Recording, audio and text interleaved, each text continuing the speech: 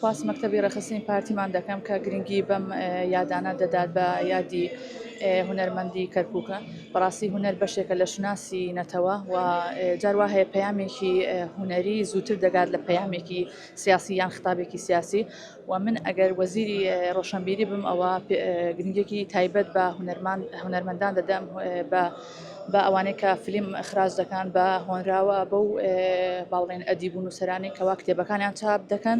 نیوەی تێچووی کتێبەکانیان بەلایانی کەمەوە لە ئەستۆی ئیدارەی دەوڵەت دەگرن بۆ ئەوەی بەرەو پێشەوە بڕۆن و بەرهەمی زیاترمان هەبێت چکە ئەوانە میراتێکن دەمێنەوە بۆ وڵاتەکەمان. ماوەیەکی زۆرە کۆچی دوای کردو بەڵام تا ئێستا گوێی دەنگی بە گوێی گوێگرانی دەستنگێتەوە.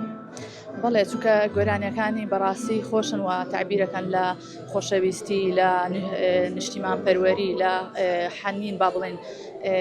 بۆ وڵاتەکەی کە یەکێک لە گۆرانەکانی ئەڵێ من غەریبم ئەکید ئەوانە بە گوێمانە دێتەوە و هەمیشە گوێی لێ دەگرینەوە.